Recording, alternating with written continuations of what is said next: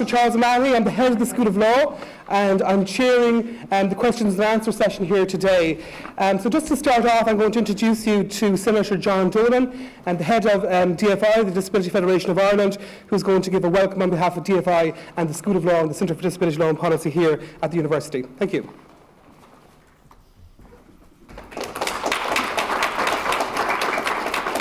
Okay, good morning, Charles. Thanks very much for that. We're all stuck for time this morning. I'm told that I have to deliver some opening remarks and welcome everyone. Welcome everyone. That's that bit done. And it takes everybody, the people here and the people up in the seats, to make this work. So everybody and equally all welcome. And my thanks to so many people from so many organisations, including Charles and all his colleagues here, for what they've done.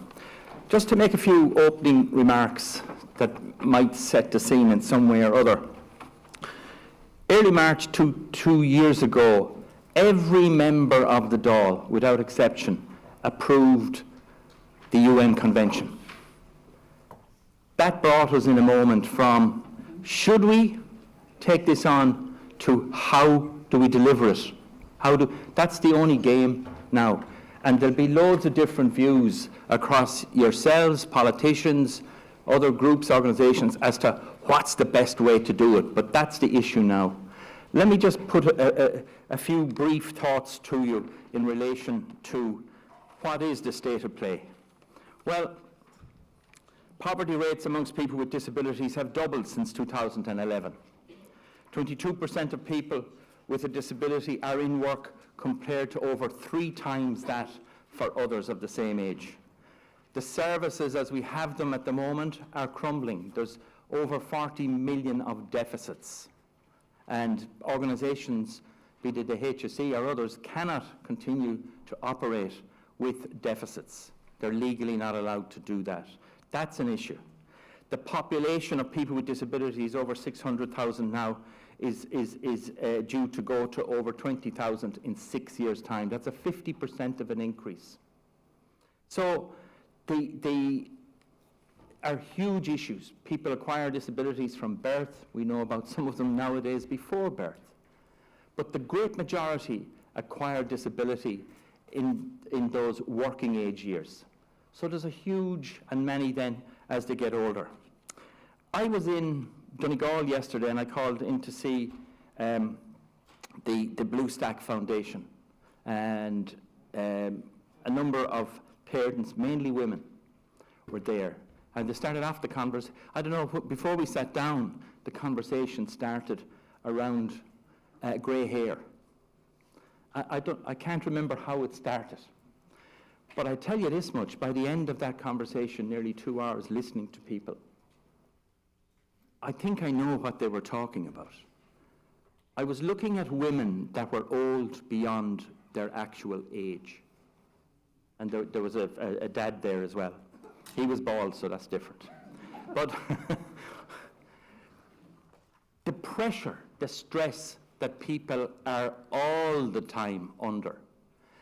And that's typical of what's gone on all over the country. There is an issue here, and I'll start coming to a conclusion with this. There's an issue here, without blaming what this party did and what that one did or didn't do and all the rest of it. The fact is, right now, our government has said it's getting on with implementation. I suggest there's a couple of things need to happen. The Taoiseach's department needs to be 4 square at the centre of implementation. You guys and your families fall between the cracks of this department, that department, this agency, and the other one, every day of the week. And there needs to be an Oireachtas joint committee that actually looks at how do we all implement the convention. There are a couple of things that are not expensive, but actually will start putting the issue where it needs to be across the whole plethora of public services. And all of us, as people with disabilities, families and organisations, need to recalibrate ourselves to be able to work effectively into that space. Finally, we have an army, we have a navy, we have an air corps, we have the Gardaí, we have the coastal folk. They all sign up to putting themselves in danger. We give them a pile of supports. First of all, they volunteer into it. We give them supports of all kinds to do that. A couple getting married, okay, they're not naive. They know there'll be ups and downs. But none of them, as some people would say, signed up for the kind of lives of attrition and austerity and exclusion that they and their families have. So the convention being implemented simply has to be where does the state, how does the state construct, and it has to do it with our help, the backstop, the insurance policy, that it will be there instead of the sense that people have so often that the state is running, or the services and the state is running away from them instead of running towards them. They're my few words, without fear or favour, to try and get this off to a start, and it's a great turnout today, and I'm delighted for that. Well done to everyone here.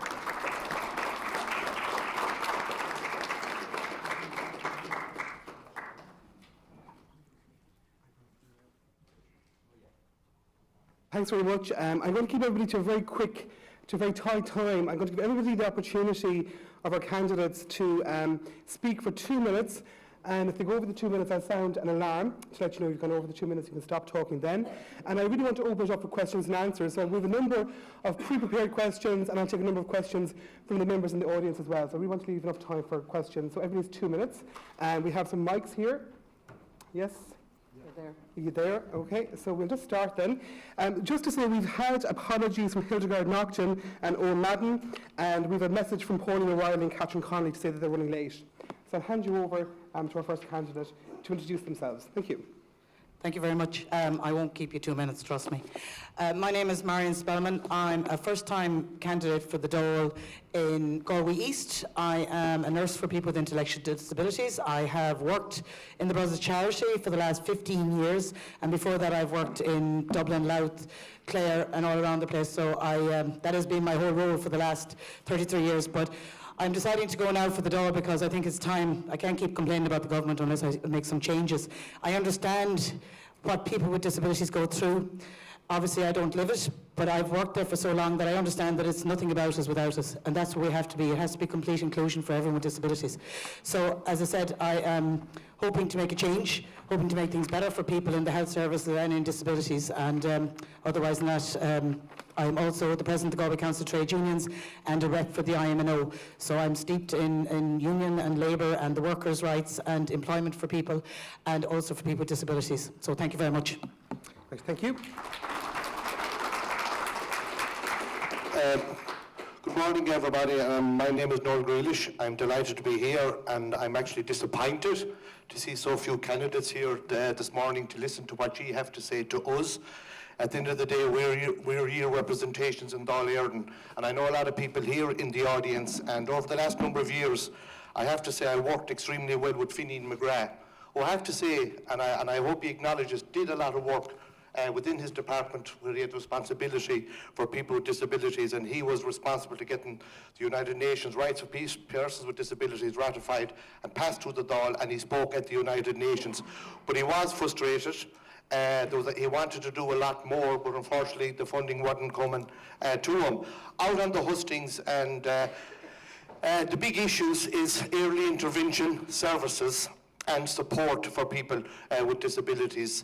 I met a family last night in the Corndall area who feel very left behind by the government and by the politicians, who have to fight for every service that they have for the child. So we're here to listen to ye, to hear the questions that ye have to ask us, and our role, whoever the 5 TDs are that go from Galway West, where I hope to be one of them, I will look forward to working with you. And I think it's important that following this and following the election, and before there is a programme of government put in place, that the 5 TDs, whoever he or she may be, should be brought back here and we sit down to see what role that we can carve out and to work with you over the next number of years, whoever them 5 elected representatives should be. So once again, thank you, Cathy, for the invite here today, and John for your warm welcome to us here this morning. Thank you. Hi, Neil McNeilis, Labour Party candidate for Galway West. This is my first time in a general election. I've been a city councillor for 11 years. There's a line in the proclamation that says that all children are created equal, which means that all citizens are equal. And that's one of the reasons that I got into politics in the first place, because I really do believe that absolutely everybody is equal. And it's a very powerful line in that proclamation. I'm here to listen and to learn a lot more today, but also we're launching our manifesto for the Labour Party right now up in Dublin, which I'll pass on to Cathy and we can get that circulated. And we have had a number of questions that were issued to us. And as Nat said, there's a lot of asks here from DFI because we got over 26 questions. So we've tried to answer them as much as possible and we'll get that circulated first. Can I just echo to John, I think it was important to have you in the Senate in the last term, and I do think it's important going forward that we have somebody to represent the organisations like that, so the best of luck with that campaign. As a party person, I have to vote party first, but after that we'll see what we can do for you. And I'd like to echo about Finney and Hanley. I do think it's important that we have a minister. Finny McGrath, sorry. Finny McGrath, it's important that we have somebody to champion at all times for that. I look forward to working with absolutely everybody here. And again, as what Noel has just said, I'm standing for the Labour Party, but I'm standing in Galway West. And I do believe that when the election is over, all five should be meeting up more regularly and delivering better for the West of Ireland. We have lost out on so much. So I look forward to this debate and finding out more today. Thank you. Thank you.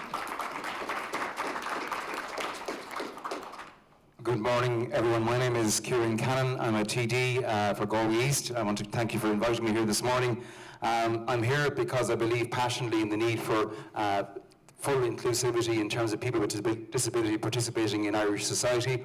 I'm the former CEO. I acted as a CEO for 7 years of a children's charity based in Clarenbridge, working with and supporting families who have children with special needs, and I'm very much aware of the challenges that those families face day in, day out.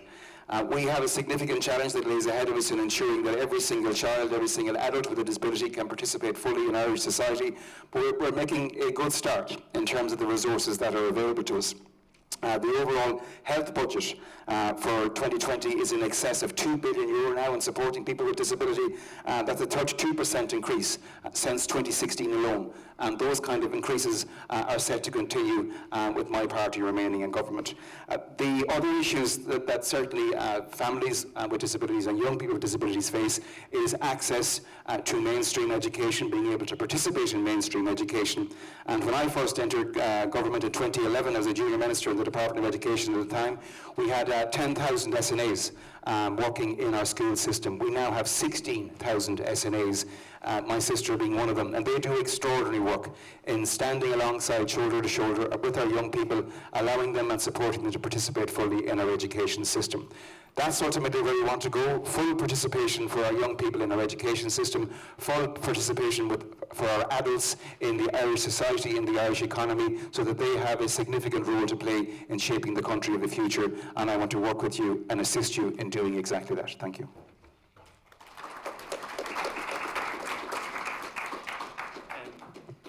Niall O'Toole here from the Social Democrats, and I think first of all I just want to say it's great to be in a bigger room than we were 4 years ago. I think we were in the foyer there 4 years ago, so it's great to see more people here, and I'm expecting that the next election is going to be absolutely packed. It's even bigger and bigger. This is a bigger and bigger issue every single election, and unfortunately the things that we're talking about today are the exact same things we were talking about 4 years ago, and we can't be coming back here in 3, 4 or 5 years time and be talking about the same things. This Dáil has really been one of inaction, and it's important now that this Dáil is about implementing. There's lots of reports, there's lots of plans. This Dáil has to be about implementing things. We have a terrible thing that I call implementation deficit disorder in Ireland, where we're great at coming up with plans and we're terrible at actually making them happen, and that has to happen. I think one of the things that has happened in this Dáil and has been a great positive has been the Launch a Care plan. So for the first time, we have a proper plan for the health system, for the health and social care system, and all the parties are behind it. Now we're 3 years after that plan has been launched, and we're 0 years into implementing it, so it really needs to be implemented in this Dáil. I think my role, so my experience in health reform, I do a lot of work for the NHS in England and Scotland. I know what it takes to get implementation over the line. I want to be doing it here in Galway in Ireland. And I think we really need to take a rights-based approach to our disability services. So we can't be like saying, oh, we'll see what kind of funding we can cobble together for people. You have rights, and we've signed up to the UN Convention, but it's toothless without the optional protocol, and that has to be put in place. We hold ourselves accountable to actually deliver those rights for you. And we also need to have full commencement of the Disability Act and the Assisted Decision-Making Act, and we're committed to doing that in the Social Democrats. I think the funding has to be increased to reflect that. And what's really important as well is that we don't just shoehorn everyone into the same schemes, because different disabilities have different costs of living, and that has to be reflected in the funding. Just two final things. One is that we will commit to having a super junior minister in the Department of Taoiseach, so you have a cross-departmental approach to this. And the final thing is, this isn't academic for me. So question number 19 is around the waiting list for Athenry. My son is one of those 600 people waiting for a place in Athenry, and it's just not fair. He's been failed. All of our kids have been failed by the lack of early intervention services, and it's something I really want to fight for in the Dáil. So thank you. Thank you.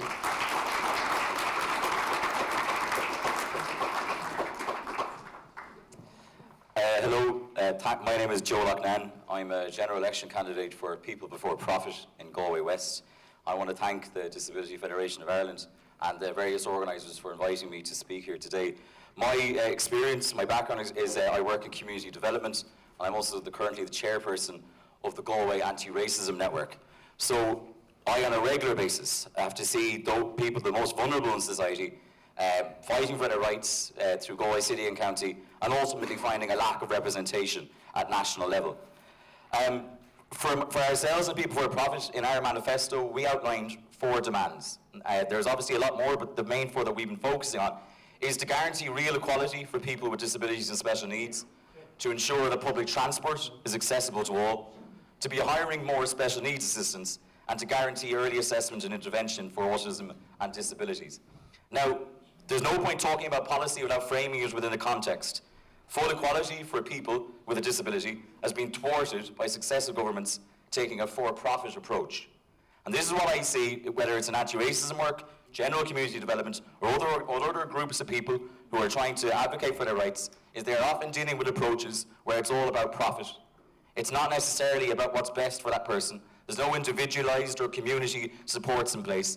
And very much so, we are dealing with a population, the disabled population of Ireland, who have been dealing with austerity well before the onset of the recession in 2008. They've been dealing with since the early 90s, and a report came out in 1993 which clearly stated that any oncoming cuts to the sector is going to force people into abject poverty, which is what we see today. So obviously I look forward to this debate, but I want there to be real political action on this. We need to be able to point the finger at what's gone wrong. We need to abandon previous models, for-profit models that have left people with disabilities behind. And we need to start looking towards funding, direct funding for community supports and individualised supports so that people with disabilities can have a real voice at the table. Thank you very much.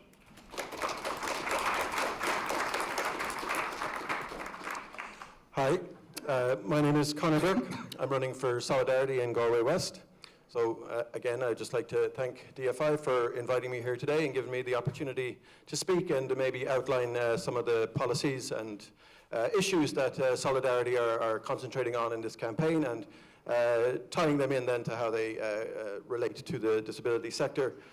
So first off, maybe just to kind of give a broad outline of what it is that Solidarity stands for. Solidarity stands for a fairer, more equal society where wealth and resources that exist are distributed equitably so that everybody can enjoy a basic standard of living. Ireland is one of the richest countries in the world, but in the last number of decades it has become one of the most unequal. The richest 10% in our society own 53.8% of all of the wealth. The richest 20% own 73% of all of the wealth. That same 20% own 90% of all of the land value in our society. This contrasts starkly with the bottom 20% who own just 0.2% of the overall wealth. These figures are from the task report that was done in 2016, and in the intervening years that gap has widened, if anything. So why does this matter? Well, it matters in relation to how wealth is distributed throughout our economy, and it affects everything then from what the state has to spend on things like housing, things like healthcare, things like disability, and the general amount of money that people have in their pocket once essential expenses have been covered. Therefore, in this context, it is no surprise to me that since Fine Gael took office in 2011, that things like homelessness have shot up, things like the amount of people on trolleys in our hospitals has reached record numbers. The proportion of austerity cuts that were implemented during the recession years are still not having been rescinded, despite the fact that the economy is supposed to have stabilized. So if we are going to solve these issues, then the issue of funding is essential. How we fund our services, we need to put in place proper progressive taxation system. We need to look at things like nationalization of essential services, as well as maybe revisiting the idea of having a national insurance company that can challenge the private sector and bring down exorbitant insurance costs and the likes. Land holdings that where state institutions are placed should be taken into public ownership as well, so that they don't have this issue of exorbitant rents and the amount of money that is going to these services being over the top. I don't think it's unreasonable for the richest sections in our society to pay their fair share, and I think that's where we need to direct our attention in the coming years. Thank you. Okay, Jorge Gurmia Mahagi, as and Jesh Horshcom, largely Binyo. My name is Meredith Riley, and I'm the Sinn Féin candidate for Galway West. And I just want to thank you for asking me to come here to listen to what you have to say.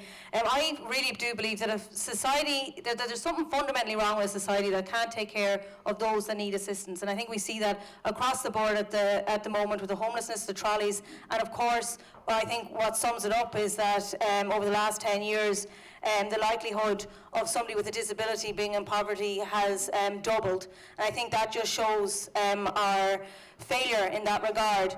But in Sinn Féin, we believe that it's just simply not right that people with disabilities, their parents and their carers, have to fight for fundamental rights and for basic entitlements.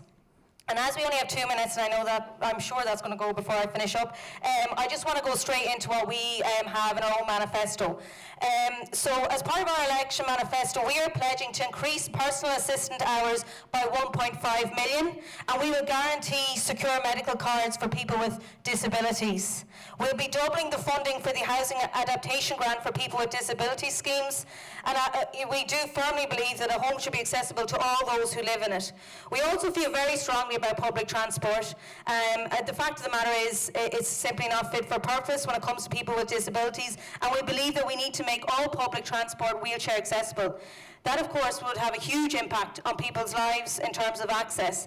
But Matt Carthy, the Sinn Féin MEP for this area, raised a number of questions in the European Parliament regarding the dimensions of wheelchairs and the space required, with people obviously using powered wheelchairs, which have different dimensions. We also believe that the current figures are outdated. But over the last few years, I suppose the Sinn Féin team in the Oireachtas, Cuivan O'Quailon was our disability rights spokesperson, and he has done huge work in this regard. He delivered the Autism Impairment Act by working with other parties to get support for delivery of this. He also worked to overturn the government decision to abolish the rehabilitative training allowance for young people entering further education, which we believe is massive for everyone involved. So other things that we've done is our team has succeeded in securing the restoration of funds for the Section 39 organisations. But just to sum up, we fundamentally believe that at the moment, I think as Joe and Conor just said, that there's a deep inequality in society at the moment, and we want to work to change that. And that affects all aspects of our lives, and it affects so many different people. So that's what we want to do. We want to change things, and we want to do things differently. Gormagi.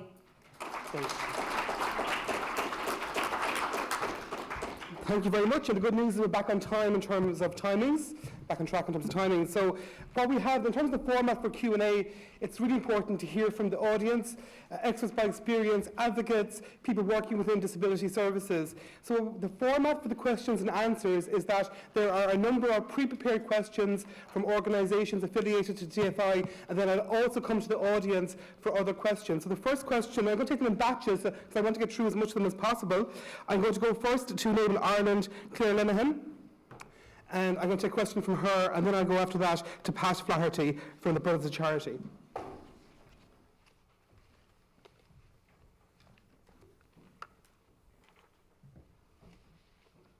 Sorry, thank you.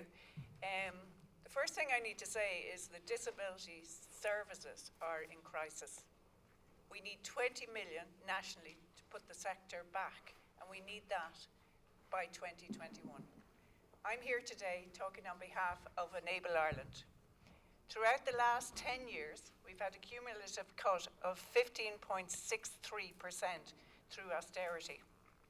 Given that we operate on a very small pay budget, it has left us very little room to make cuts that do not affect children and their families. So we've run into a budget deficit, which we're not supposed to do. Nationally, that figure for Enable Ireland is 3.4 million. In CHO2, that amounts to 250,000.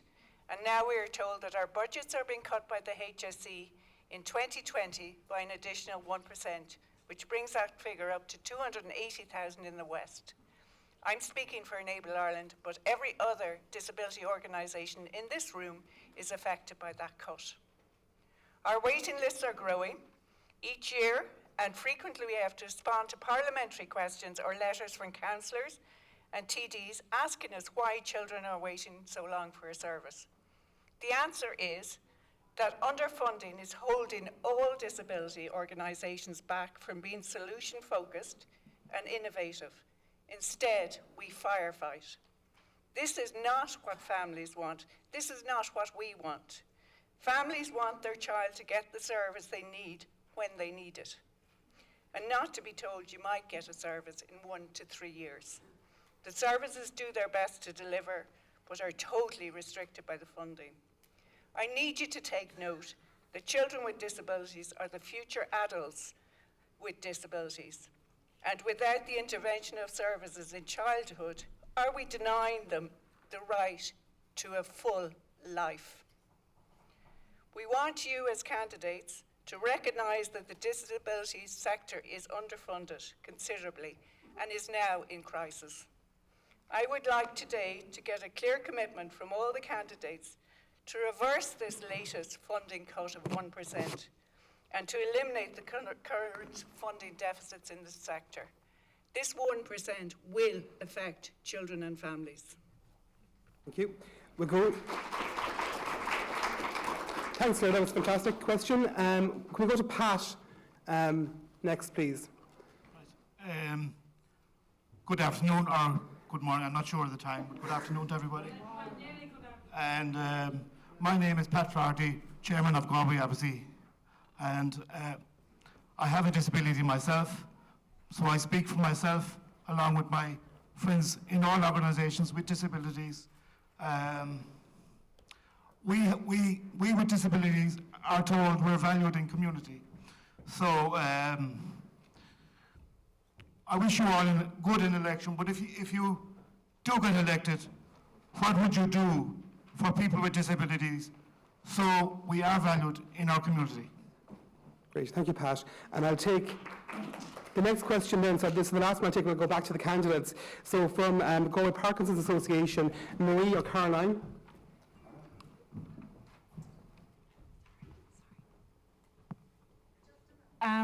We have a question. The HSE have agreed not to fund Duodopa, which is a drug used for advanced Parkinson's patients. Because of this, no new patients can avail of this drug, and the drug has a great result for people with Parkinson's disease. So we'd like to be able to deal with that issue at the moment. Thank you. Okay, so three very good questions there. Two relating to funding, one more specific, and we know that austerity and cuts disproportionately affect people with disabilities, so two questions in relation to that. Another question about being valued as a person with disability in our communities. Who wants to go first in answering that? Okay, Noel? Mike?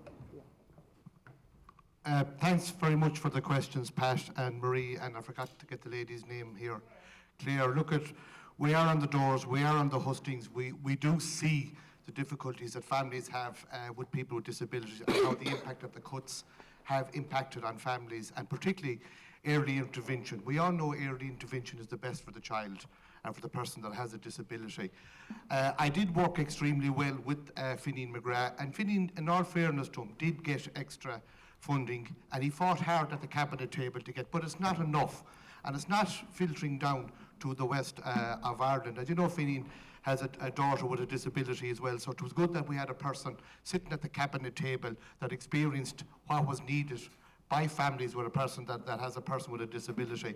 I'm disappointed to hear that there's even cuts being proposed for the forthcoming budget. Well, as I said, and I think it is important, whoever the 5 TDs are brought back here again after the election, and we sit down and have a more intense debate with the people that will be representing ye in Dáil Éireann to ensure, and I think as Neil McNeil has said, we should work together on this, and it shouldn't be a political football.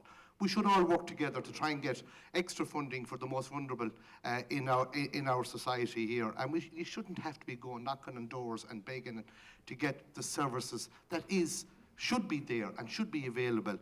Regarding the drug, Maria Cahill, I know I've worked with the Parkinson's Association on this. It is an excellent drug. It gives great support. It works extremely well for people with Parkinson's. And I think it was 18 months ago that the HSE stopped funding this drug. And I did raise it in the Dáil, and I know my colleagues here in Galway raised it with Minister Simon Harris, and I spoke numerous of times with Minister Simon Harris on this, but they refused to actually fund it. And it is a drug that should be funded. And Marie, and in all fairness, I want to compliment you on the tremendous work that you do for the Parkinson's Association. And I will continue, if I am elected, to work with you on this, Marie, to ensure that this drug is funded for people with Parkinson's. Great, thanks, Noel. Noel, you want to come in there? Yeah, so thanks very much. And I think just first to Enable Ireland, I just want to thank you for all the incredible work that you do, including for my son with the early intervention service for autism. It's really invaluable. I know there's a lot of parents who, whenever they're going through the diagnosis process, it's a very unnerving time for parents, and you're just so supportive there in the centre and the west side. I think it's really important that politicians are honest with people. So like 4 years ago, we kind of reshaped the election of Social Democrats because we were saying that we need to be honest with people. We can't be going around promising tax cuts. We're going to cut the USC, we're going to cut everything. We're going to cut property tax, we're going to cut income tax, and then also be promising that we're going to have funding for disability services. So those just don't add up. And it's really important that whenever we talk, like as important, we can all say that we're going to increase funding, but how are you going to pay for that? And so we're not promising any tax cuts. We're promising that we're going to improve services. And I think it was one thing that's very important for the HSE, and this is what we're seeing with yourselves and with Ability West. They're just doing a top slice of 1% to all of the outside organisations. They're just cutting 1% across the board. What's happening in the HSE is they don't run things on a multi-year budget. They're trying to get the budget done for the end of the year, and by hook or by crook, they're going to try and get in within their numbers, and that's the impact that it's having on you guys. And I think we have to start taking a multi-annual approach to budgeting within the HSE and within our public services in general, because if you look at, say, the early intervention services, we know, even if you don't, the social side is enough for me. We know the impact that early intervention has on quality of life for people as they grow up. But even if you don't care at all about the social side, the economic side, the long-term economic case is overwhelming. But because we only look at what's the budget for the next 12 months, can we make budget the next 12 months? They don't care about the economic impact. That's some other government's problem. That's some other person's problem. I'm going to move on as a manager in 5 years' time. Someone else can deal with the consequences of that. So we have to have long-term budgeting and multi-annual budgeting in the HSE. Thanks, Niall. So I think Conor and Marion must come in there. So do you want to go first? You can go first, Marion. Yeah. Thank you. I'm not as up on all the budgets as Noel and all Niall and everything is, because I work on the ground. But I've seen what it's like on the ground for people, for families, for people with disabilities. I know how hard it is, and I've seen it from a worker perspective. I've seen it from the people I work with, and also from a management perspective, because it's very difficult to try to manage budgets. Labour is hoping that they will further develop our individualised budgets for care services, because we look at a person-centred services is what we're looking at. If people have more autonomy and authority over their own budgets, it means that they can decide themselves what they want to do with their life, which means then their value, Pat, as you spoke about, is more important, and respect for people. Along with that, the Labour Party is hoping that we can fully implement, I can't remember everything, so I have to read it sometimes, that they're hoping to fully implement the employment strategy for people with disabilities, because as you said yourself, sometimes you get 2 months in a place and then no funding, and then you're gone. So your value is not important. So we're looking at proper education. Everyone has a right under the Constitution to education, and with education comes proper work as well, where people will then be properly respected in their life and valued from there on in. I'll leave the DOPA one to Niall, because I'm not up on everything, but thank you. Thank you. Conor. And Conor, if you could actually speak to Pat's question about people being valued, because we've moved away from a charity model in respect to disability towards one about human rights and full inclusion and respecting people in our communities. And what can we do? What can you do as a candidate to ensure that that happens? Hello? Yeah, there. Okay. Just in relation to that, I guess, I think it's vitally important that we address the issue of employment within the community for people with disabilities. I think the issue, as is stated in the manifesto, only 22% are employed, whereas the European average is something like 66%. So I think we need to implement policies that connect people in the communities with jobs that are capable of being done, and this kind of thing.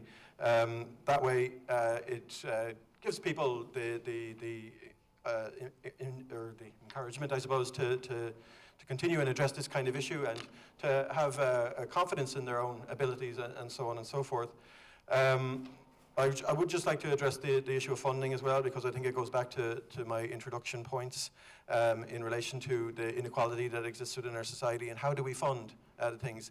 I agree, obviously, that we can't just the health service can't just be a bottomless pit, but the context of a rising population and diminishing funds going to our health service is not exactly a good state of affairs. Obviously, there's 20 million needed immediately in order to cover the shortfall that exists within the disability sector. I think we need to reverse the cuts. I think we need to implement policies like I was talking about earlier. But just to give an example, a very minuscule financial transactions tax on the banks, a 0.1% tax, could raise as much as €1 billion. That would easily cover the shortfall that we find in this sector, but also have money left over to deal with a whole range of other things.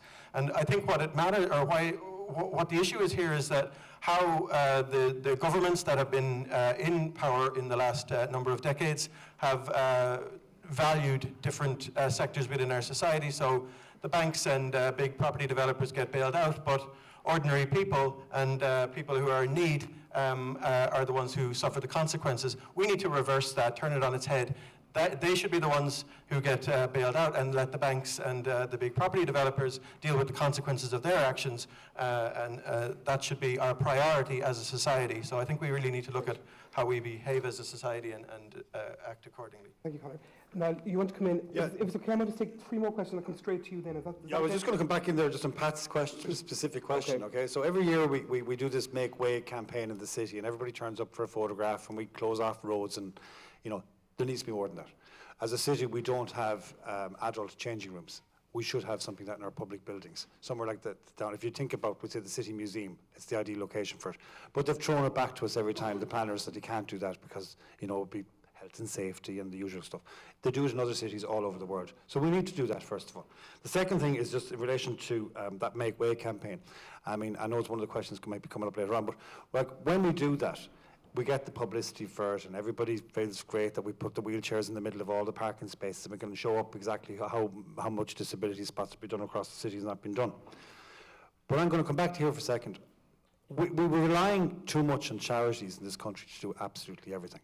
So I'm involved in a mental health charity called Let's Get Talking. We look after about 1,300 people a month with 60 volunteer counsellors, but no state funding. Yet all the GPs refer everybody to us. And the same thing they're doing with, the GAP, the same thing they're doing with Parkinson's, the same thing. They're being referred to charities. And we can't be relying all the time on charities. We need to have more funding for it. So that's just in relation to the funding question. That I really believe, and that's what we're saying, that we've allocated 100 billion, I think. Sorry, not 100 billion.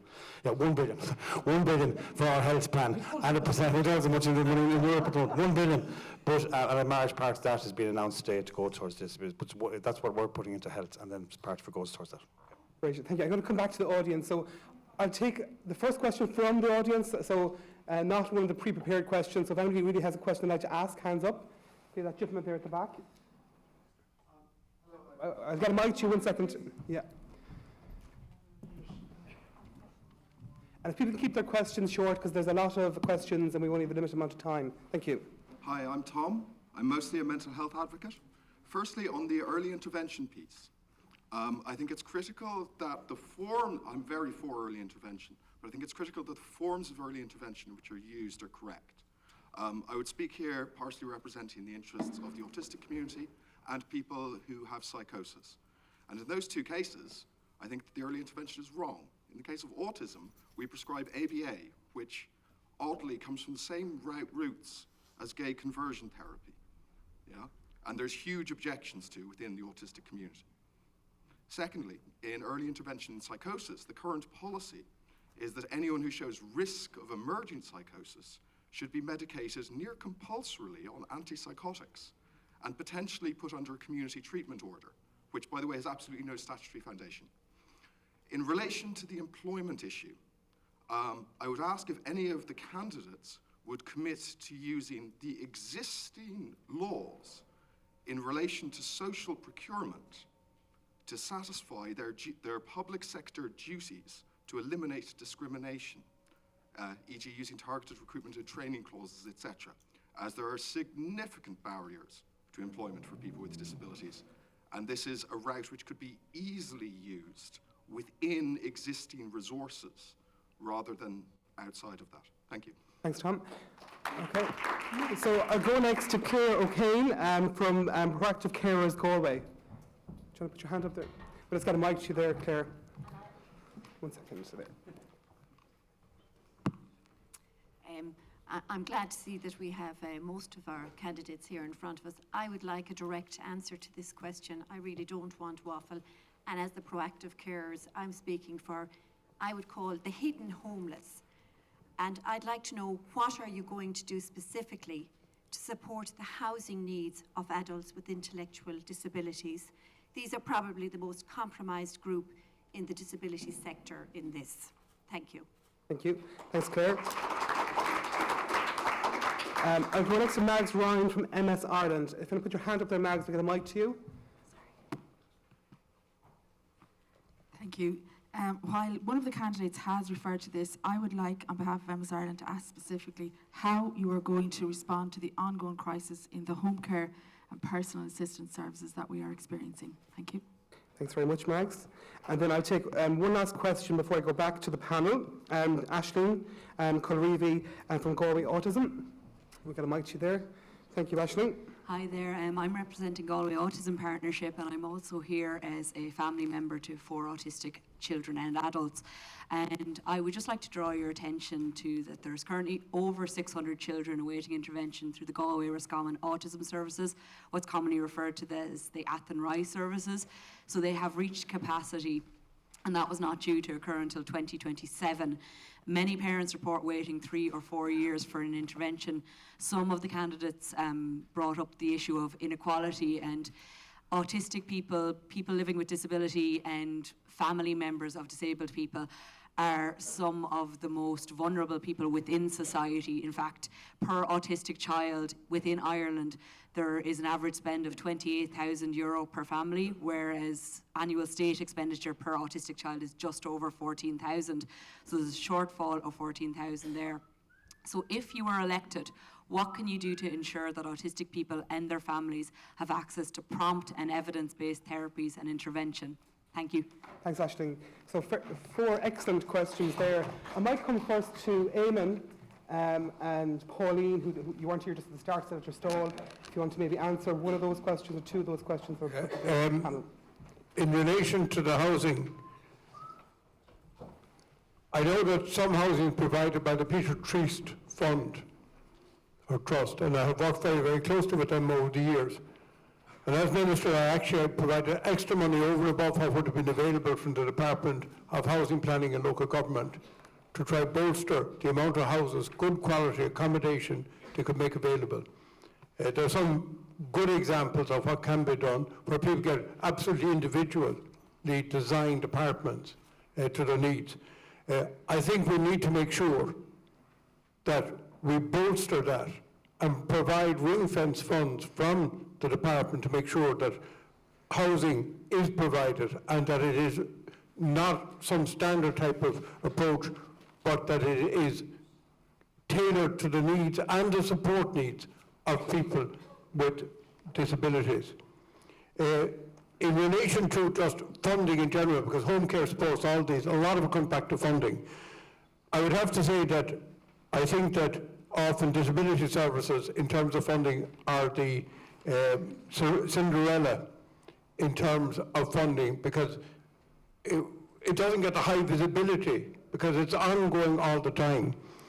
I think it's absolutely imperative that government at central level ring-fence the funding. This 1% cut on the Section 39 organisations is an impossibility to deal with. They're already totally short of money. I know that from day-to-day dealing. They can't provide respite care, they can't provide residential care for those that need it. And it's at that level of critical service. And I did suggest at one stage that primary care and continuing care should actually be taken away from health, hospital health, to make sure that the funding didn't get sucked in all the time to acute medicine and a continuing medicine. That there be somebody fighting, not with Minister of State status, but with Senior Minister status for the funding for the continuing care needs, and particularly for the disability sector. Can I just make one mention on drugs? There are 2 problems with drugs. The state should fund more drugs, but not at any cost to the drug companies. In other words, you can't allow the drug companies be the ones who really, rob the state or rip off the state. Now, I believe it's one case where there was a program going ahead where 5 or 6 countries were to get together. The reality is that the European Union should be the people who would do the bargaining on behalf of all European Union citizens in relation to the price of drugs, because they would have the muscle to take on some of these companies that are literally would have a bigger turnover than some states. And that's vital, because otherwise they'll just name the price, use people as a human shield and keep up in the price, and eventually you'll run out of money. However, we must use our muscle within the union to put the pressure on price, because the lower you can get the price, the more drugs you can fund in the end of the day with the same amount of money. And that is something we cannot leave out of the equation. Okay, thank you. I'm going to go to Pauline, then Mairead, and Joe, and then back to the audience again. So Pauline, then Mairead, then Joe. Thank you. Hello, thank you very much. And I just wanted to first say I'm Pauline O'Reilly, I'm with the Green Party, and sincere apologies for being late today. I'm very upset to have been late and to have missed so much, and I would love to speak to anyone after this. I was due to be on a radio interview at 10:30, and with the Taoiseach here and various leaders, they bumped me an hour late. So I was very frustrated by the time I sat down to talk to Keith Finnegan about all of the various problems, and some of those have been outlined already that we're facing here in Galway. And as I go to every single meeting that I'm invited to by the members, by any members with disabilities, and I think that a lot of people here will know that already, and I have heard some of your concerns already. But look, I think that some of the things have been touched on there, and you know some of the solutions yourselves, and that's one of the key things, that the people living in with disabilities, they're the people who know what the solutions are. And what we found here, I'm a city councillor now, what we found is that decisions are being made for people with disabilities all of the time. And people with disabilities are not in the room to help to make those decisions. Decisions on housing, decisions on care, and it's absolutely crucial. And decisions on the type of transport that people have. People are almost prisoners within their own homes and totally unnecessary. We're all part of society together, and we need universal design. I mean, Eamon has touched there on individual design, and absolutely individual design is needed, but universal design is also needed, where every time we design houses, we think of every person who could possibly use that house. And that's what's missing. So that when we have a housing shortage, it is, apologies, that's my phone. When we have a housing crisis, we have people with disabilities are always the last to get those houses, and that's absolutely true. I know it is true, and people with intellectual disabilities particularly are struggling with that. So look, I just wanted to say, because I wasn't here at the start, we need funding. We absolutely need funding for some of those services. I'm seeing people coming in from Clifton all the way into Galway for necessary services. They have no car, and they're on a bus to come in for necessary occupational services. So we need the funding. We also need a complete rehaul in how we do our healthcare system to have much more primary healthcare services. But disability is so often linked in with illness, and it's something completely different. It's having having a disability does not mean that you are ill. There are illnesses associated with it, and the drugs payment scheme is a crucial thing that I myself am on, and most things are not covered by that, and so it's a huge problem that we're having, and that most people are really in financial difficulty. All of the things that you're talking about with the autism services, with all of these things, I think sometimes you talk about a centralised system. A centralised system is what has got us into this problem, particularly with autism, that all of the decision making is being taken away from the regions. And we need to really fund the organisations on the ground who know what the problems are, instead of all of the time funding these large countrywide organisations that don't go anywhere, that it becomes a big pool of money. And we have Merlin Park practically empty, we have the University Hospital full, and it's because of mismanagement. So all of those things, obviously we're completely against the 1% increase, that goes without saying. Thanks, Pauline. Can I just, there's an opportunity to come back. I just want to get next to Mairead and Joe, and then go out for more questions. We have a lot of questions to get through. Yeah. And I think the golden thread that was running through all those 4 questions was about funding, and the lack of funding, waiting lists, and really frustration in people's lived lives. And if I just ask then Mairead and Joe in respect of what you can do should you be elected, what can you do in respect to those funding challenges and those real frustrations experienced by people on a day-to-day basis in terms of waiting list, lack of service? Yeah, sorry. Yeah, of course. I just want to come back to one thing, and it's in relation to the housing. There's a question on the housing. Like, we all know that there's a housing crisis, but the reality is that it affects certain sections of society more than it affects other sections of society, and it definitely affects people with a disability. I've worked with people over the years trying to find accommodation, and it's extremely difficult, but especially when there's more barriers put in place. We are saying that we want to double the housing the housing adaptation grants for people with disabilities, but also we most certainly need to, when we are looking at a housing building programme, we do need to ring fence and a certain amount of it for people with disabilities, and ensure that these houses are built, because we all know that the rental market and that just simply isn't feasible. The other question was in relation to, I think it was in relation to home support services. We are saying as part of our manifesto that we want to put 59 million into towards clearing home support service lists, and as far as that can go. So. Great, thank you. Joe, and then I'll go to the audience. Thank you. Yeah, I suppose I just wanted to make a few specific responses. In relation to, there was a question about duodopa, and I just wanted to bring up something specifically. And it's about how the government deals with new drugs, and I suppose how the HSE funds it. There's a people-for-profit TD in Dublin called Gino Kenny, And Gino's kind of been campaigning to try and make medicinal cannabis accessible. But it's been kind of blocked at every venture he's tried. There's been money messages put in front of him, there's been other measures by the government. So it clearly shows that while there is appetite amongst some politicians to make drugs like Duodopa and things like medicinal cannabis available in Ireland, we're still dealing with barriers. And it's those barriers that I want to talk about. And while it is great to hear some of the things that are being spoken about here and the proposals, and it's interesting to see how a lot of us are on the same page. I mean, fundamentally speaking, when we're talking about the big pharma dominates Ireland. It dominates the prescription charges. It dominates any of the medicines that are coming into this country. Ultimately speaking, what we would be calling for is that the state should provide. There should be a state pharmaceutical company. This is something that obviously needs to be planned for down the line. But I want to get to the direct question of internal democracy and funding.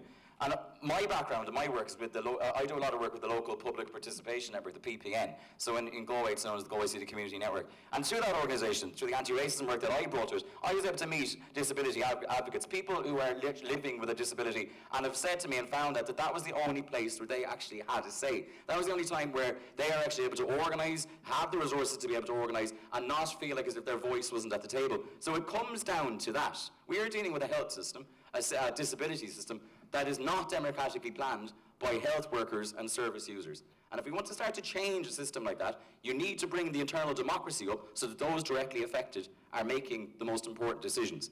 When it comes to funding, and again, this needs to be reiterated, like with the universal social charge, which was introduced by the government as a temporary measure and supposedly was meant to be withdrawn once the country turned the corner, the same thing was said about the disability sector and the cuts that were made. However, it was the first sector that would see it. And I know, even from my experience with anti-racism, when they cut the Equality Authority and the National Consultative Committee on Racism and Interculturalism, those vulnerable people in society and the services that we had were the first that were hit when the recession hit.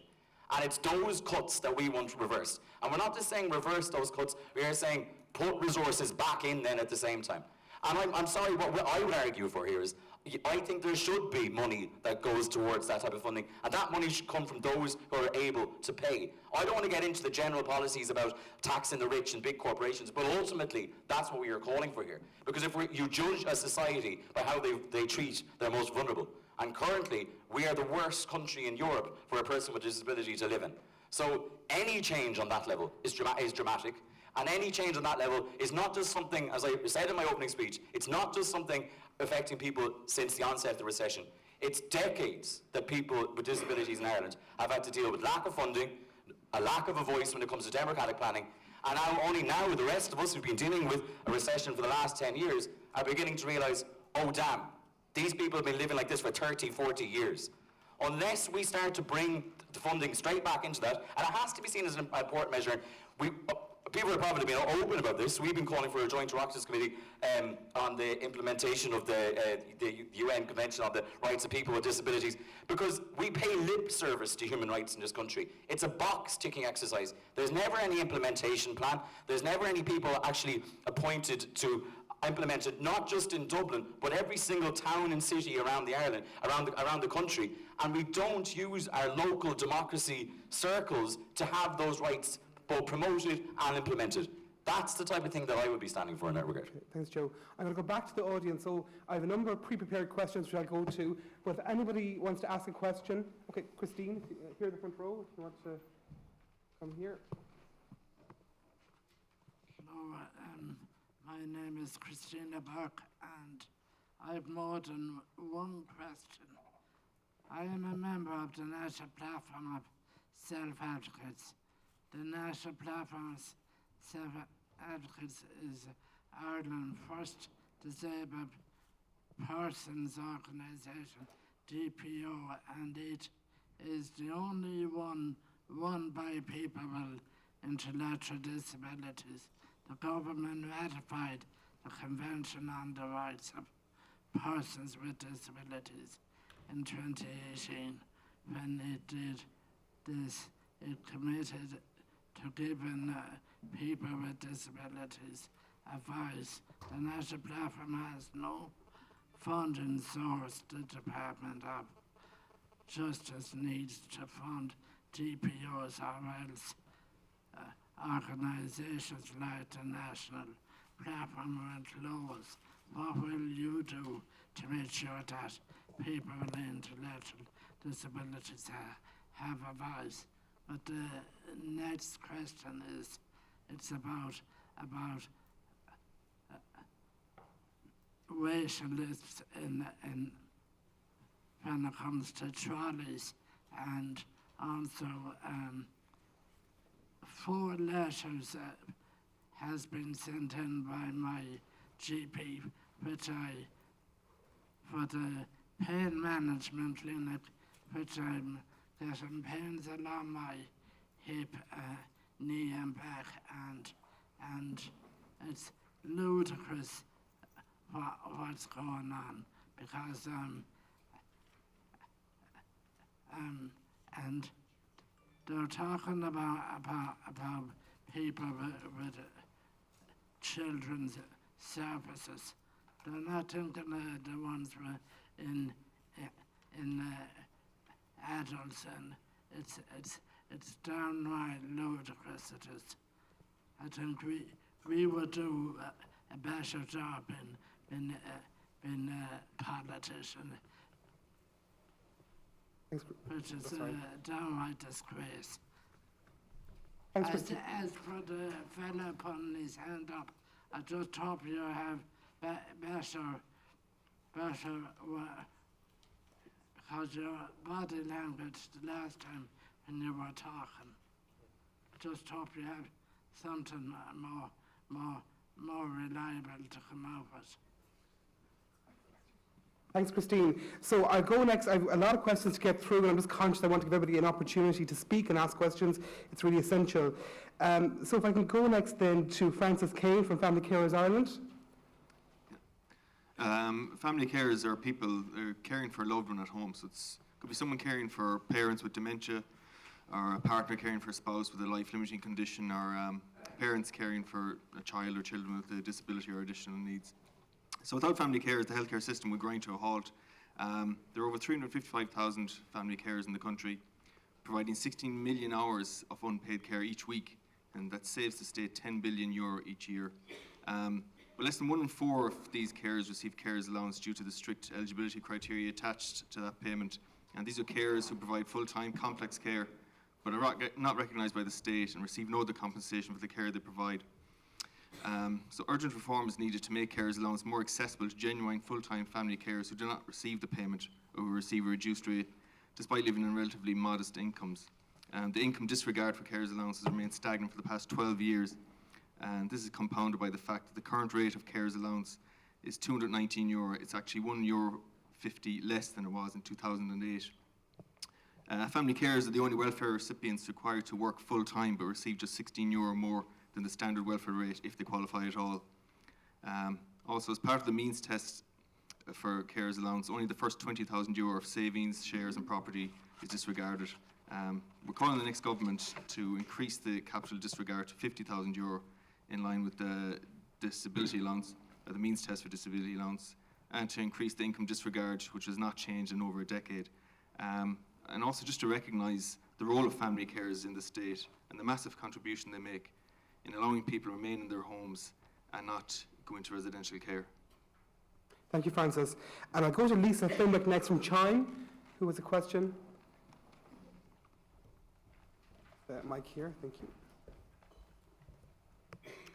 Hello, I'm just asking this question on behalf of Chime. You have the question there in front of you, but I've just condensed it because it's a very long question. Hearing aids cost between €2,000 and €6,000. The maximum hearing aid grant under the PRSI is between €500 and €1,000. Those on low or middle incomes who don't qualify for a medical card are the most disadvantaged. What will you do to secure fair access to hearing aids? Thank you very much. So I'll go back to the panel. I'm conscious that Kieran hasn't come yet. Do you want to come in? Yeah, sure. Come in there, yeah. And then I will come for the rest of you as well, okay. Thank you, and thanks for all your questions. I think it's very, very important to set out the context of how we've arrived at a place where all of the challenges you outline remain in place and have yet to be addressed. When we took over control of this country's finances in 2011, we were losing our country was losing 22 billion euro every year. We were running a deficit every single day of 60 million euro. We had 300,000 people out of work. We had handed over the control of our country's finances to people from outside this country. It has taken an incredible amount of hard work and time and energy on the part of our people and on the part of our government to overcome what was an almost insurmountable challenge. We are now at a point, thankfully, for the last 2 years where that is almost addressed, and we're moving to a point where we're not losing 60 million euro every single day. And over those last 2 years, we have seen evidence of a government that is intent on restoring support and finances to people with disabilities and to their families and to their carers. I mentioned earlier on, we've seen a 32% increase in the disability budget over the last 2 years alone, bringing it up to 2 billion. I've said that we've increased 6,000 SNAs in our system. We've 530 new special needs classes in our schools. And yes, we've an awful lot more to do. We genuinely have, but we're finally in a place where we can really begin to plan for the needs of our people with disabilities in the future. And we're actually doing that planning, carrying out a piece of research right now as we speak, engaging individually with 30,000 people with disabilities around this country, asking them, how do we plan for your future?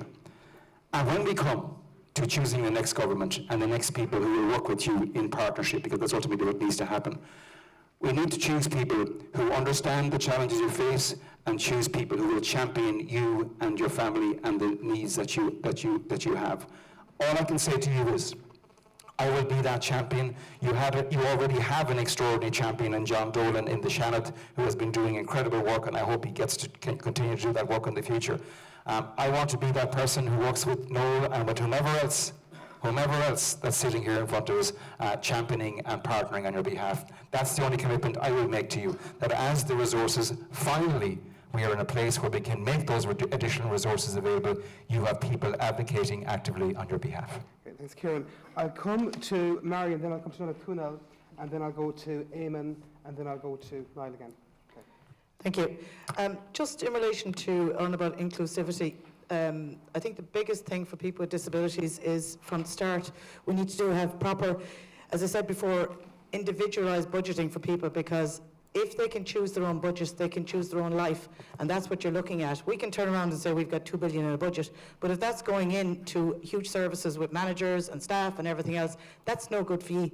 You're not getting a full life. So we need to look at ensuring that you control your own budgets, so then you can decide on where you want to get education and where you want to get working, because at the end of the day, if we don't include you in your own decisions, then we're just making decisions for you, and we can't keep doing that. In relation, because over the years, there has been such institutionalisation, and there still is around the country, and in County Galway as well. We're looking at moving out into the community, being more socially connected to the community, and ensuring that everyone has a choice in what they do in their lives. In relation to employment, we're looking at ensuring that, I'm more nervous than anyone else is here. First time. But we are looking at too, because that man up at the top, you asked about employment.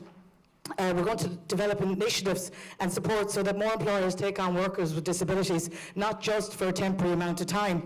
They're looking at measures to include discounts on employers' social insurance and grants for workspace adjustments and training, because Ireland is well behind other European countries in getting people with disabilities into employment. Now, we're very good at caring for people with disabilities, but we don't allow them to care for themselves. Sometimes we have to let them take a leap of faith. So where policy it has the potential to immensely improve people's quality of life and, of course, their financial independence, which gives you control over your life as well. And it also reduces the need for social protection payments. So they're going to look at specific measurements in neurodiversity. And along with that, I believe someone spoke about home help. I've seen it myself. I've spoken to people with children with autism. They don't understand or can find a clear pathway to help them get their children diagnosed, never mind get them into ASD units or into regular schools. They're finding it very, very difficult because there is no help for them. So we're going to look at increased funding for home help, respite care, also for early intervention in the primary care units, so that there will be something for people as we're going forward. Because I spoke to a lady, her son I think was 18 or 19, hadn't even got a diagnosis yet. It's just ridiculous what's going on. I've seen it every day for the last 30 odd years with people with disabilities. So now is the time we have to include you. You have to have a voice, and that's what we're going to try and give you here in the Labour Party. Thank you. Great, I've got a Niall then, and there's a few people waiting to come in. Thank Niall. you. There are lots of questions in this section and last section that weren't addressed properly. I just wanted to make sure that we address them. So I think there was one question just around home care and personal assistance, and I really think we need to move away from, as politicians, saying, sure, we'll find funding somewhere to improve things, to a rights-based approach. So it's that people should have a right to home care, a statutory right to home care and personal assistance. And if you're not getting it, you can take the government to court and you can bring it all the way to the UN. And that's why it's so important to implement the optional protocol in the convention. And that's something that I'll commit to fight for in the next Dáil. And it's really, so we move away from rights, from funding to rights. I think just to Tom's point around procurement, like the state has a massive budget. And we obviously use it, we can use it to get the services we want, but we also need to do it in a way that achieves other aims, like social aims and environmental aims. And we can absolutely do that, and we should do that, and it's around implementing policy that's already there. I think Christina made the point around the people who are experienced in the system being at the centre of this, and I really think that it's amazing. I'd love to learn more about the work you do, Christina, because I really think that it's Christina, is it? I'd love to like you, and you are the real expert in this system. You see far more than any single person in the system who's working the system does, and you need to be at the centre of reform, and you need to be supported to be at the centre of reforms. Just to your question around waiting lists and trolleys, I saw my work is in the NHS in England and Scotland, and I'm not just talking a good game. I've done these things. So any time where waiting lists get long, where A&E times get too long, basically I get sent in to figure out what's going on to make it work. One thing that has worked very well, and I think it could work well in Scotland where I've done it, and could work well here, are community care teams. So around having GP or like some professional-led team that just specialises in an area, and they're supported by lots of different staff. They're in the community. They're able to prevent admissions into hospital. If someone does need to go into hospital, from day one they're planning on what additional supports are needed outside. Patients love it. It saves about 30% of the cost of their health care, and it frees up a whole load of beds. It's just a no-brainer, and something I love to bring my experience from England and Scotland here. So there's lots of questions need to be addressed. This is one more, Family Cares Ireland. We're just saying around the amount of, like we do so much informal care in Ireland, and we're way above EU averages for the amount of like informal care that goes in by family, and it's not valued at the moment, and it needs to be valued. Because it's and not only is it's something that really like saves, not only is it great for your loved ones, but it saves the state a lot of money what you're doing, and that needs to be valued and supported, because otherwise it's not sustainable. And just around the hearing aids, I think Eamon made a great point about the drugs. We do need to band together, and I would say the same thing around hearing aids, is we need to see what the needs are, get a big budget together to do it. Like we might have, I don't know what I'm not an expert in hearing aids, but there might be 7 or 8 different ones that we fund, and we get by at scale, and that way we get the cost down, rather than kind of a piecemeal approach to it. And just the final one, I think Danny or Tom, was around the applied behavioural analysis. So this is, I want to say to everyone in this room that you're all perfect exactly the way you are. And don't let any person try to adapt who you are to the world. And really, I mean, obviously, we need to provide interventions to help, to have coping mechanisms, because the world isn't a perfect place for people with disabilities, people with autism. So we need to support you with that. But the biggest thing that we need to do is change the community to be much more inclusive and much more supportive of people with disabilities and all different types of diversity. And that's something that I'd like to champion.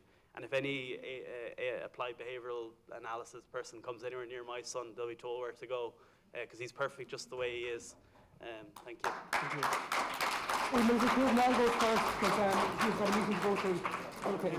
Okay, so there's now, then I go to Eamon. Sorry, Eamon, thanks. I've chaired a meeting up in City Hall, so apologies about this. But I really am glad I'm here, and please pass on the rest of the questions from this here. So just in relation to the Family Carers Ireland, yes to absolutely every one of your questions. the amount of money that's saved to the state by having carers is absolutely phenomenal. When my dad passed last year, but when we had him at home and we kept him at home for as long as we could, the work that was done by mum, getting that allowance, and you know, it was just unbelievable. So look, that is the most important thing, that we can actually keep people in their own homes and give them the love that they deserve, and actually the supports that they can get. But at the same time, give them the supports that they need and the respite that's needed as well. So that idea of 20 days respite, I mean, it's a full-time job. So, I mean, 100% I would be behind that. And just to go back to the housing for a second, we tried to organise a meeting last year with the housing, the city manager and the head of housing, and it took nearly 3 months to get a meeting to actually sit around the table to discuss the needs in housing. And this is going back to the carers. What happens when those pass on, move on? Where do your children go? And we've got to make sure that there's housing there further. So even though we have a box that can be ticked and say you qualify for housing, we don't have that housing for it. So when we build these 100,000 houses or 80,000 houses or whatever we're all promising that we're going to build, we've got to make sure that there's housing there for it. And if we're working with the likes of TUA and Clúid and the rest of those groups and Respond, we've got to see there is best practice model out there. It's been done other places around the country. So that's my answer for the housing question. And we've got to respect that and work with the groups that understand what the needs are better than talking to a guy after 3 months trying to get that question for it. So again, thanks very much for this morning. Okay. Thank you. I'll hand over to Eamon next. Thank you. First of all, a very fair question was asked here. It's a very modest cost to fund the national platform for people with an intellectual disability, and it should be done. That would not have any significant impact in terms of money, but would have a huge impact in terms of a voice for those with an intellectual disability. The hearing aid one, again, you're not talking about major finance, and the grant should be increased to a realistic level, allowing good procurement. But it should be realistic to the cost of an actual hearing aid. The big ticket item, cost-wise, obviously, is increases in the carers.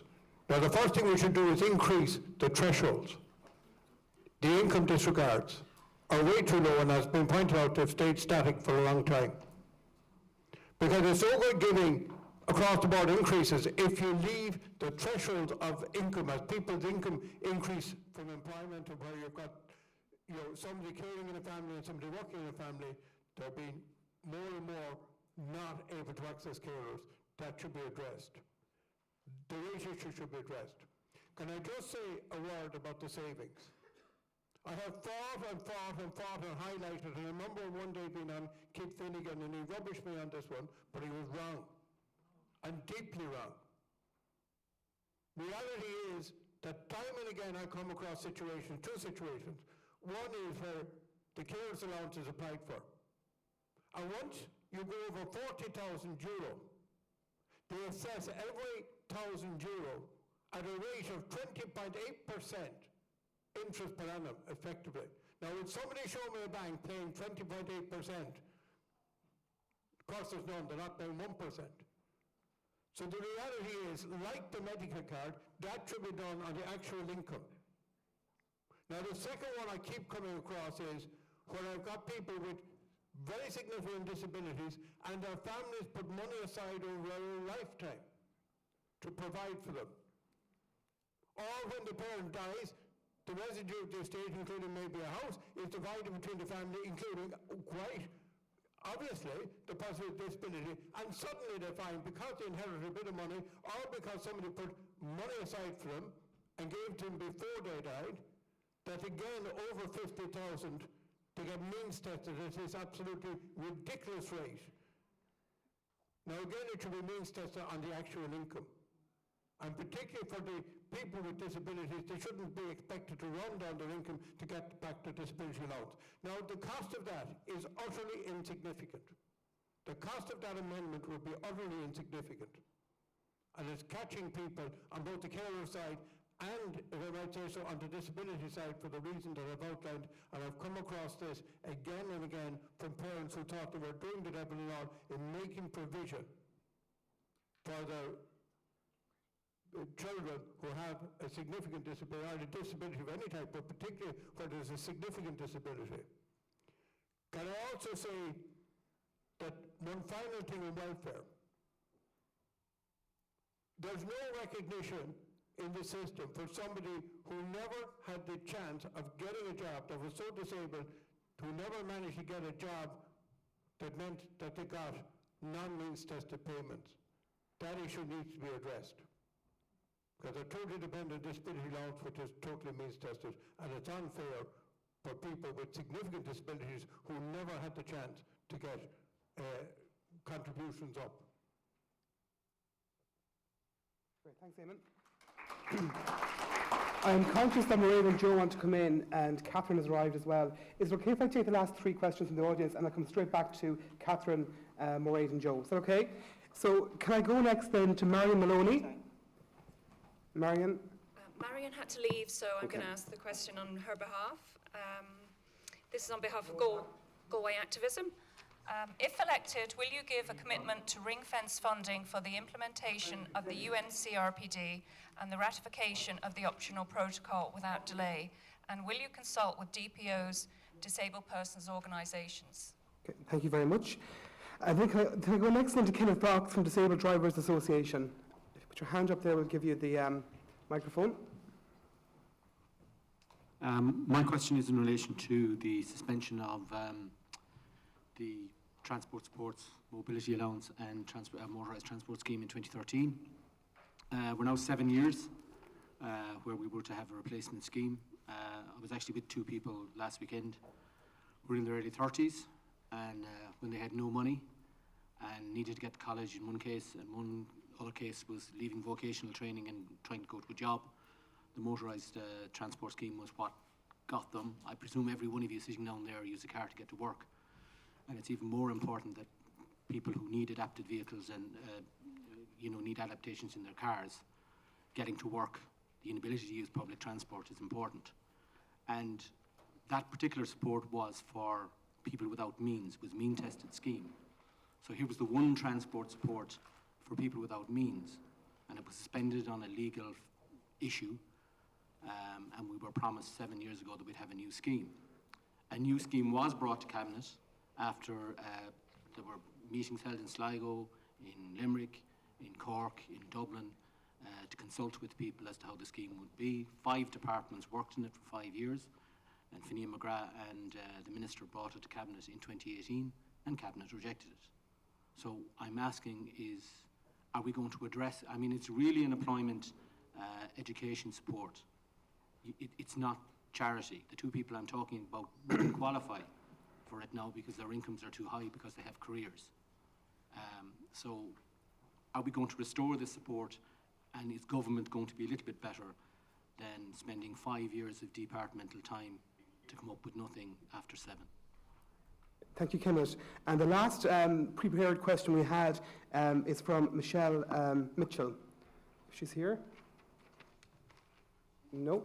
No, okay, that's fine then. So we'll just answer those questions. And maybe I'll just ask the question, I know that Eamon answered this, from Christine earlier. The National Platform for Self-Advocates, they do a huge amount of work without a proper funding stream. So will the candidates commit to working towards finding a funding stream for that, should you be elected? Okay. So I'll go to Mairead first, and then Joe, and then Catherine.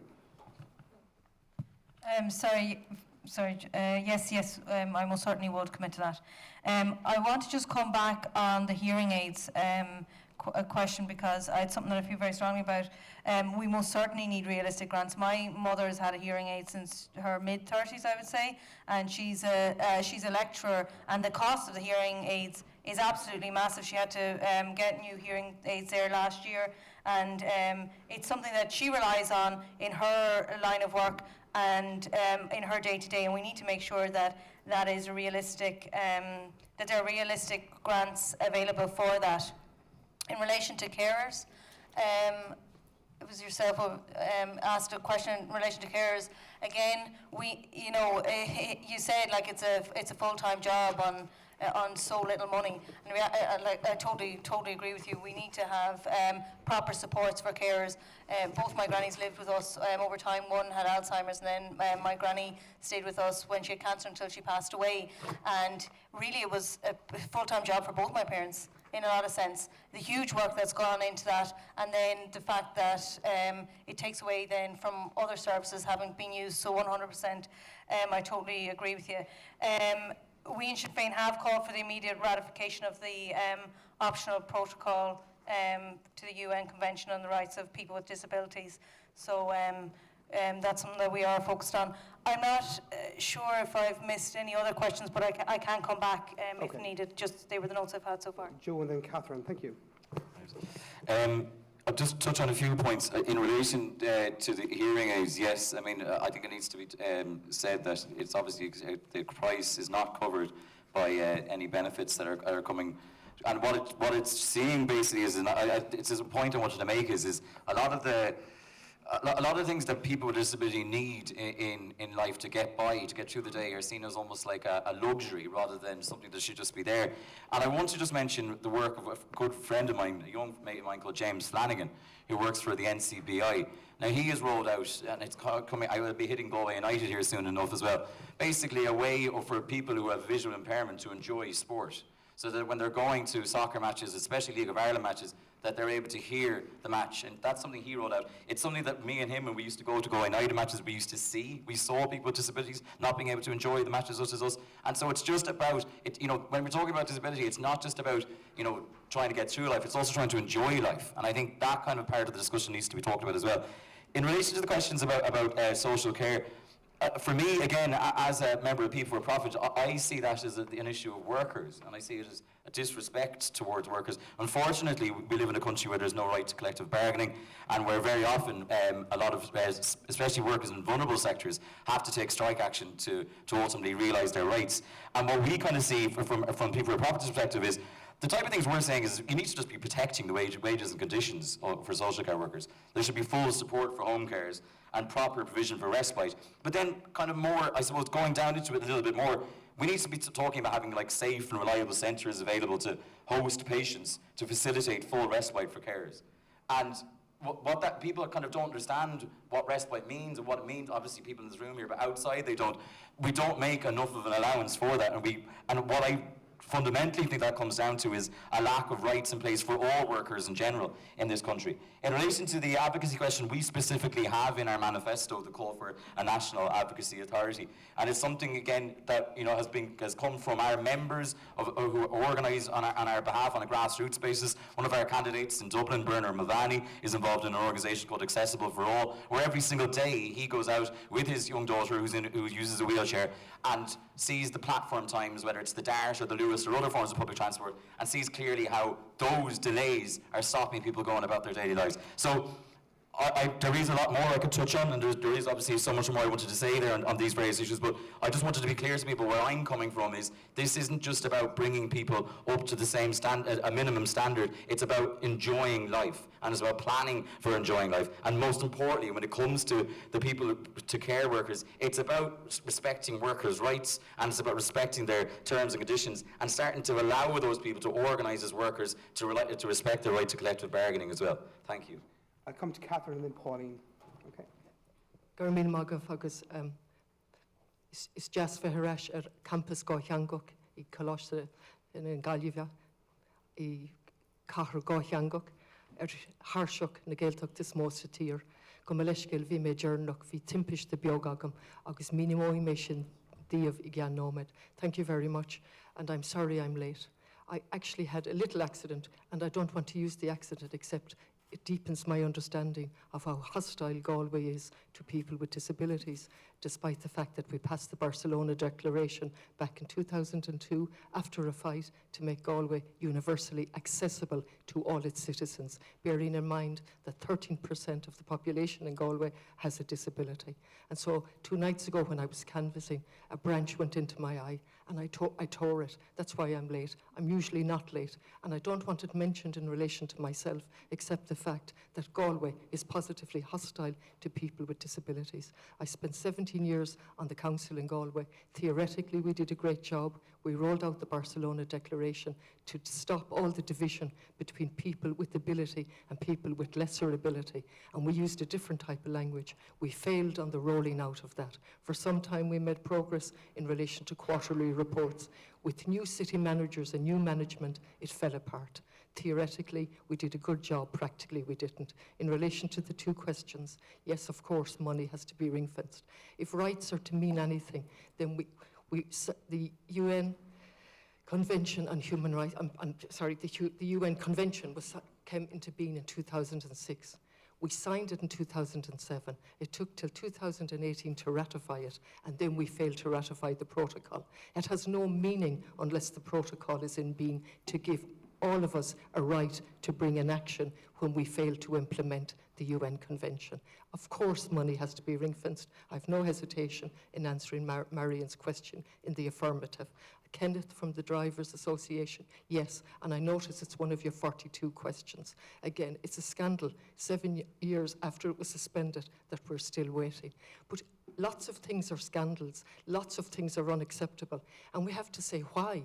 What is going on that we're doing this all of the time? We took away the bonus for people with disabilities working in training centres. I was ashamed. I was down in the training centre on Headford Road. I couldn't get my head around it. We came back, lots of TDs, in fairness, raised it in the Dáil, to no effect. And the minister told us, well, no, we're investing the money saved in the services. It's an indication that on the one hand, we have theoretically very important documents given us rights, and on the other hand, we haven't. In relation to the 42 questions, I have no hesitation in answering in the affirmative, except in relation to one where you're looking for another all-party committee to implement mental health, the rollout. I don't think there's a need for, in relation to disability. And I'll tell you what I think would be much better. In relation to mental health, there was a brilliant document, A Vision for Change. It was 10 years, full of vision, and unusually full of practical steps. It was never rolled out.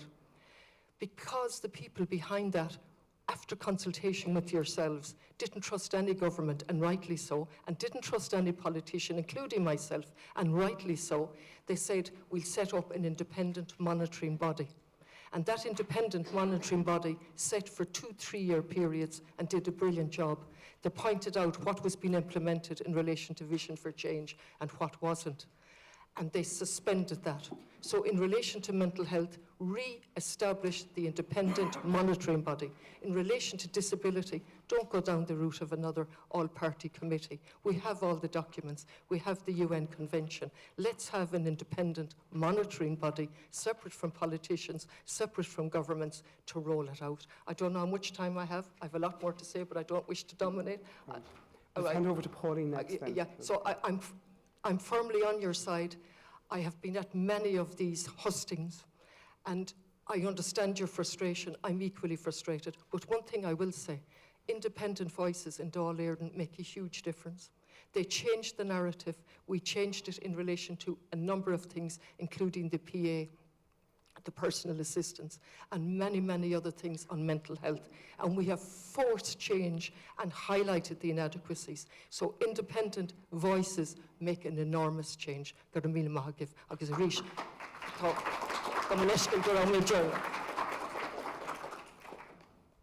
Thank you, and thanks very much for all the contributions. I'm hoping I'll get to all of them, and I don't want to take too long because I know everybody's been here for quite some time.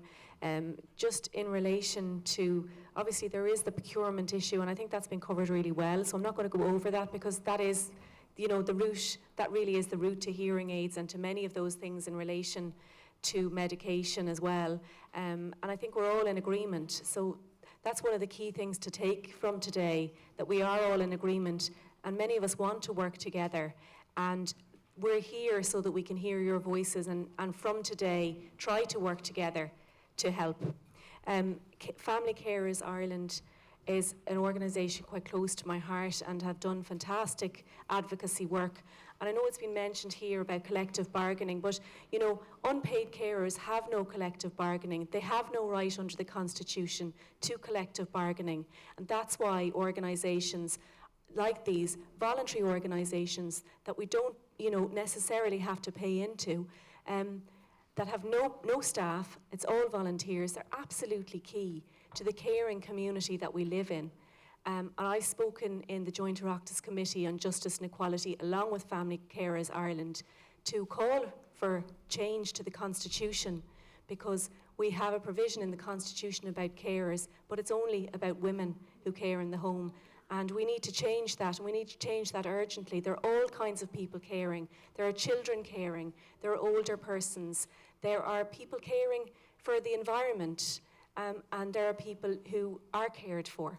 And so what we in the Green Party have called for, and what I've spent a good bit of the time of my past, is advocating for carers in particular, and for those who are cared for, and making sure we change that to, it's not just about carers, it's the valuable contribution that everybody, every single person makes to society, and enriches all of our lives. And we need to reflect that in our constitution if we're to take any legal action against the government for its failure, absolute failure. And we can hear all of the excuses here about we didn't have enough money for this, that and the other. Well, there's been plenty of money for some things, you know, just not enough money for people who don't have people to stand up for them. And you are doing wonderful work, and that's why the platform for self-advocacy is so important, because, you know, elevating the voices of yourselves, and it's our jobs as well to say, look, I'm not going to do all the talking. This isn't about me. And so I absolutely stand behind giving a platform to people who really understand their own lives better than any of us here do. Just on the points about tax, like, one of the real inequalities in this system is tax. Only a quarter of carers can avail of the carers allowance. Everybody else doesn't get any money. But not only that, but those families actually pay more tax than if both people in the family were working and had an income. And that's because of tax individualisation that was brought in this country. And it was brought in to get everybody out working all of the time. And yet not everybody can work, because who does all of the work that has to be done by people in their homes and in their communities? So it's this way of going about society that is all about money, money, money, and it's not about us as people and how we care for each other in society. So it's absolutely one of my top priorities to build a community where all of these things have voices. We so seldom have those voices in the Dáil. And thank you very much for the time today and bringing everything to my attention. Thank you, Pauline. We're actually at time. So I know some of the candidates are going to be staying around, so you'll have an opportunity to speak with them out in the lobby. So I just have a few things to say to wrap up, and I then hand you over to Dr. Meredith Riley, a graduate of the School of Law and the Centre for Disability Law and Policy, and who now is Policy Officer with DFI, who will say a few words. I'd like to thank the candidates and those that were here and that had to leave a bit early. Thank you very much. We greatly appreciate your time, and it's been very helpful, I think, for us in making our decisions about how we're going to vote next month. And I also want to thank the audience. You had really excellent questions, and you raised really important issues. And what we were proposing with Cathy from DFI was that in about 12 months' time, when we have returned our TDs for Galway East and Galway West, we'll invite them back, and we can check in with you about these really important issues around funding, inclusion, human rights, equality, and see where we are in terms of moving forward with solutions and implementation. So I'll hand you over to Meredith. Thank you very much. Yes. Great. Very, very quickly, yeah, no problem. So I suppose I'm very nervous that Maria there. I don't speak in public. Oh, sorry. It is my But I've been listening, but I'm also angry. I've an adult son who's 7 years of age now, and since birth we've been battling all sorts of services. One thing I'm very I don't sorry to say. You don't need the mic, but everybody else does. I'm not to the politicians. Is that okay? I'm nervous. Is that okay? No problem. That's no problem. That's no problem at all. Yeah, go ahead. So, first of all, I heard some of the debates with the leaders on different channels, so on and so forth. I've never heard disabilities mentioned. Or in the print media, it's way down on the agenda. So, all that comes back to me from my experience, and I'm with proactive care with the Housing for Intellectual Disability adults and children. All it comes down to is funding, and we're vying for funding. But guess what? Within the disabilities, we're vying for intellectual disabilities, mental disabilities, physical disabilities. But we're also vying for funding from the HSE.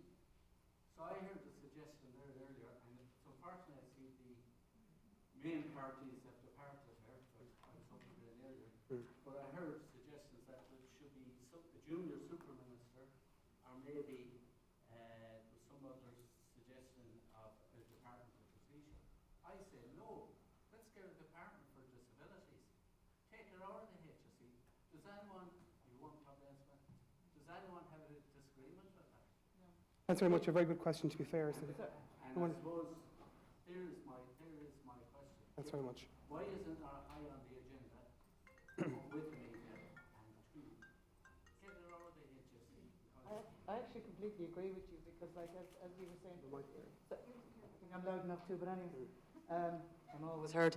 I actually agree with you. Like, I've worked in disabilities for 30 years. I've seen it. There is more and more people with disabilities being diagnosed. We're going to have 20% of our population with disabilities. And to be honest with you, it does, I think disability gets subsumed into the trolley crisis and into the A&Es and everything else, and it is forgotten. I'll be honest with you, we are a forgotten area, and I really think that we need, and now we've got a huge amount of advocates here, people who can speak for themselves, who can shout, and we're going to have to, and we've had great actually interaction with Finny McGrath. I do know that, well, I'm just talking, sorry, I work for the Post Charity, so I can only talk about my experience in it. But like, we are becoming more and more, people are becoming more and more aware of people with disabilities, and we have more voices through advocacy and empowerment. And I actually do agree with you. I do think we need a separate area just for disabilities on its own, with its own separate funding. And that's what we're looking at, to put 1 billion into disability funding, so it will have its own, and it won't be lost, and it won't be subsumed into everything else. Sorry, can't only take Catherine or sorry. But I feel very sorry, Catherine. I really don't want to be in the paper for hurting Catherine Connolly. But I genuinely feel very passionate about this. So I know where you come from, and I get very angry when people get ignored. And people with disabilities have been ignored all their life. They've been shoved into the institutions. It's only in the last 20 years with the Ryan report that people have now been out into the community, and we need a lot more, and we do need to put funding specifically for disabilities. So I completely agree with you, sir. I'll give the final word to Catherine there. Okay. Can I just answer that? I'm listening to you. I'm not sure if the answer is a Department of Disability. Perhaps it's a Department of Ability, because like the Irish language, we don't want it on the edge. We want to know. No, it's absolutely, I agree with you about the funding. Let me just give you one answer in relation to the disability allowance. The question wasn't put by me, it was put by Seamus Healy in relation to the mobility allowance. And the answer came back. The Deputy might be interested to know that the Minister for Employment and so on has commissioned research into the cost of disability, and they go on to explain the cost. And it seems to me that's fundamental to the misunderstanding. It's not the cost of disability, it's the cost of failing to deal with it in a positive way. And so if we look at domestic violence, if we look at mental health issues, if we look at disability, it's all been costed. And on an annual basis, the failure to deal, for example, I'm just using it, domestic violence is 2.5 billion.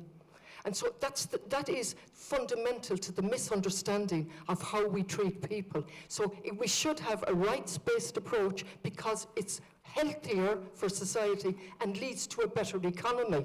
So perhaps the Department of Ability properly funded, I don't know, but I'm listening and I'm open. Yeah, absolutely. Great. Thanks very much. We're going to have an opportunity, and we're just at time, to speak informally afterwards. So I just want to thank you all very much for coming. So give yourself a round of applause for the excellent questions. Thank you. And also our candidates who were very good to give their time. I know a very busy time for them. Give them a round of applause as well. So thank you very much. I'm now going to hand you over for the last word to my colleague, Dr. Meredith Riley, who will speak for about 2 minutes. You get 2 minutes too. Yes, no, I am the very last speaker, and I promise I will not keep you.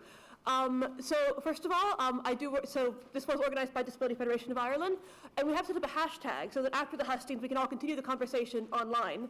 So I have the hashtag. It's Disability GE 2020, and it's just a way for everyone after this election, the candidates, all of you, to continue this conversation online. And I would like to thank you all for coming. I think this is a much bigger event than DFI possibly hoped that it would be. I think originally we were hoping for around less than 50 people, and you can see it became much bigger than that. And I think that really shows all of us and the candidates what an important issue disability is. And I just want to close with a few words on the UN Convention on the Rights of Persons with Disabilities. We talked about it several times here. Many people have brought it up. And it's about the need for it to be properly funded and properly implemented. Ireland signed the UN CRPD in 2007. We ratified it in 2018. That's overall almost about 13 years that Ireland's had to implement it.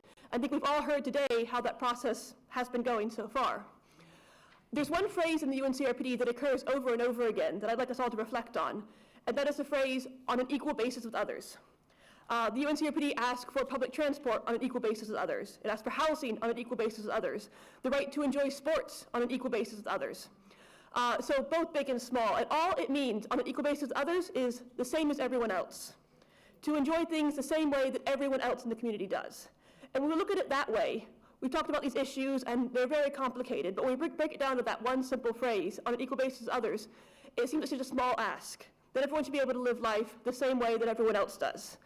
And so I hope when we come back here in a year, when we come back with whoever's been successful in this election and look at what we've done, that we've moved closer to that standard, closer to a standard of everyone being able to live their lives in the same way that everyone else does.